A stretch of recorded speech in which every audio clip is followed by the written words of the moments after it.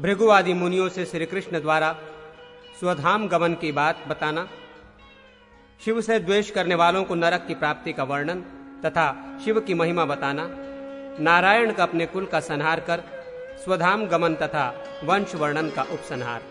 सूत जी बोले, तदनंतर महेश्वर से वर प्राप्त किए हुए कृष्ण ने जाम्बवती से महात्मा सांब नामक श्रेष्ठ पुत्र को उत्पन्न किया।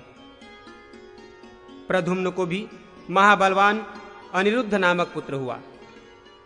गुणों से संपन्न वे दोनों कृष्ण के ही दूसरे शरीर रूप थे। कंस नरक तथा अन्य सैकड़ों असुरों को मारकर लीला पूर्वक इंद्र को जीतकर तथा महान असुर बाण को पराजित कर संपूर्ण संसार को प्रतिष्ठित कर और लोक में शाश्वत धर्मों की स्थापना कर नारायण ने अपने धाम में जाने का श्रेष्ठ विचार किया।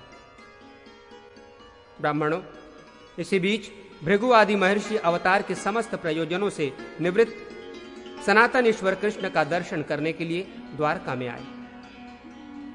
विश्वात्मा कृष्ण ने बुद्धिमान बलराम के साथ आसनों पर विराजमान भृगु आदि महर्षियों को प्रणाम कर और पूजन कर उनसे कहा, मुनीश्वरों, सभी कार्य किए जा चुके हैं। अब मैं विष्णु संज्ञक अपने उस परम धाम को जाऊंगा जहां लोग प्रसन्न हों। इस समय अशुभ घोर कलयुग आ गया है। इसमें सभी लोग पापाचरण करने वाले हो जाएंगे। श्रेष्ठ ब्राह्मणों, आप लोग ब्राह्मणों के लिए कल्याणकारी मेरा ज्ञान प्रवर्तित करें, जिससे ये लोग कली द्वारा उत्पन्न पापों से मुक्त हो सकें। कलयुग में जो लोग एक बार भी मुझ प्रभु का स्मरण करेंगे, उन पुरुषोत्तम के भक्तों का पाप नष्ट हो जाएगा।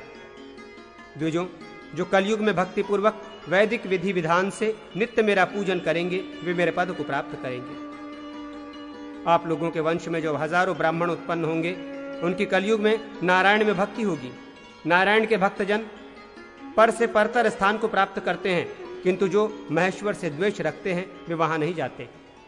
जो पिनाक धारण करने वाले शिव की निंदा करते हैं, उनका ध्यान, होम, किया गया तप, ज्ञान तथा यज्ञादि सभी विज्ञान विधान शीघ्र ही नष्ट हो जाता है। जो ईशान शंकर देव की निंदा कर नित्य अनन्य भाव से मेरा आश्रय ग्रहण करता है, वो 10,000 वर्षों तक नरक में रहता है। इसलिए द्विजों, मन, वाणी तथा कर्म से पशुपति तथा उनके भक्तों की भी निंदा का प्रयत्नपूर्व परित्याग करना चाहिए। द्विजोत्तमों, दक्ष प्रजापति के यज्ञ में दधीची ने आपके वंश में उत्पन्न जिन ब्राह्मणों को देव ईशान से द्वेष करने के कारण शाप दिया था, वे सभी कलयुग में पृथ्वी पर उत्पन्न होंगे। भक्तों द्वारा प्रयत्नपूर्वक उनका परित्याग करना चाहिए। महर्षि गौतम द्वारा शाप प्राप्त लोगों से भी श्रेष्ठ ब्राह्मणों को बात नहीं करनी चाहिए। कृष्ण द्वारा इस प्रकार कहे जाने पर वे सभी श्रेष्ठ महर्षि ठीक है ऐसा कहकर शीघ्र ही अपने स्थानों को चले गए।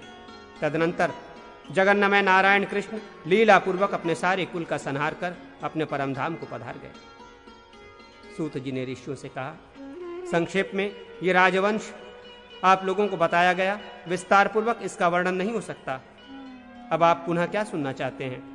जो इन वंशों के शुभ वर्णन को पढ़ता है अथवा सुनता है, वो सभी पापों से मुक्त हो जाता है और स्वर्गलोक में आदर प्राप्त करता है।